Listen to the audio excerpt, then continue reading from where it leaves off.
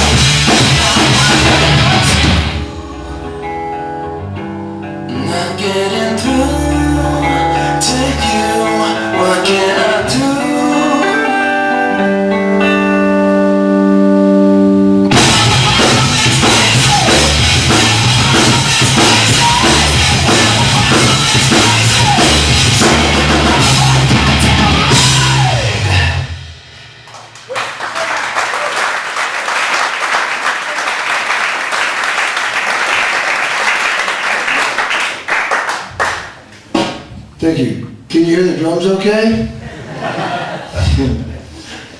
Okay. So, recently I got this gig with Chicken Foot. Do people know who that band is? Yeah! Oh, cool, good.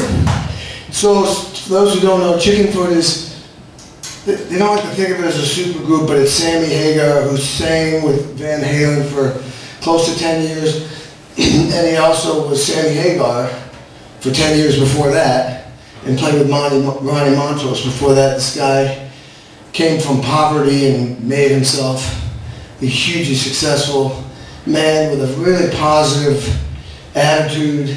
And he's amazing. So that's Sammy. Then you got Joe Satriani, who's one of the greatest guitar players on the planet.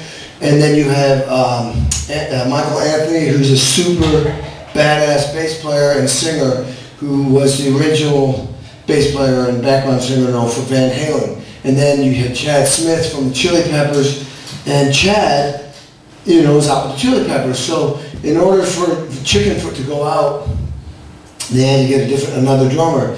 And a lot of drummers wanted this gig. I'm finding out every day. Oh yeah, I called the manager up, and people ask me, how'd you get the gig? How'd you get the gig?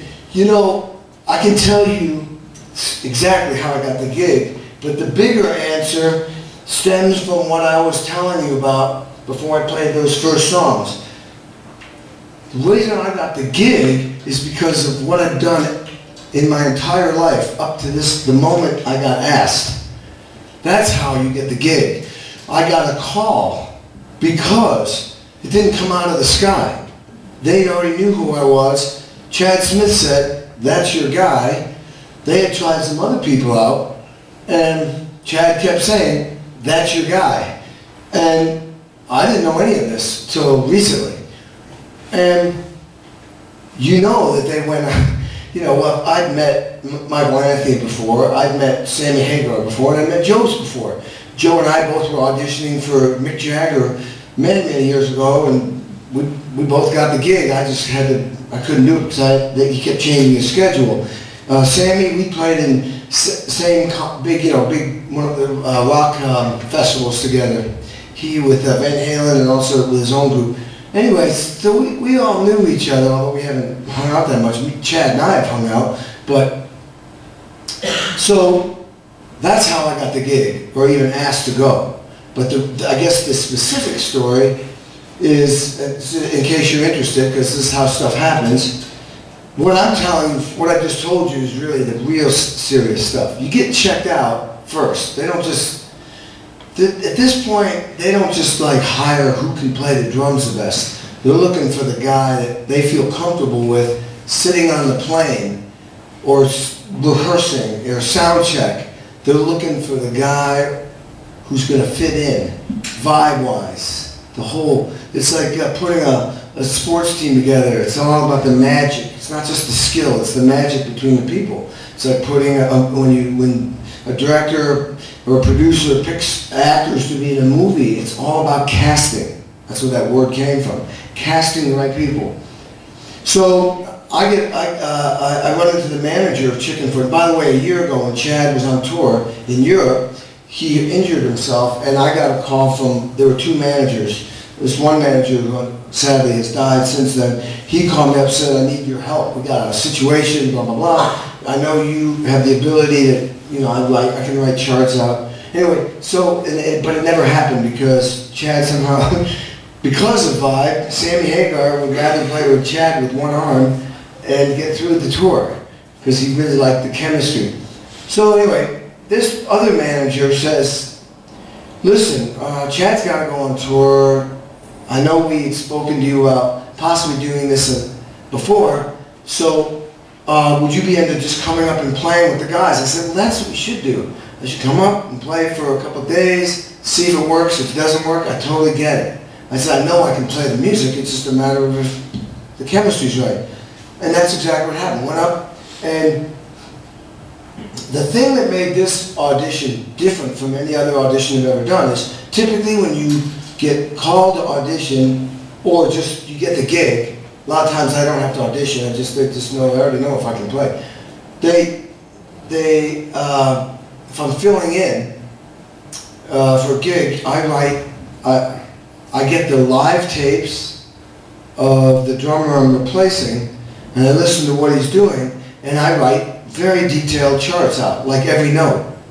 Especially, like I sat in for Todd Zuckerman once for Styx, which was seriously intense, because I was listening to him do fills that were just massive, super chopped fills, and I realized he did the same ones every night, which means I better do those fills when I sit in for those two shows. So I write it all out, and then, off I go.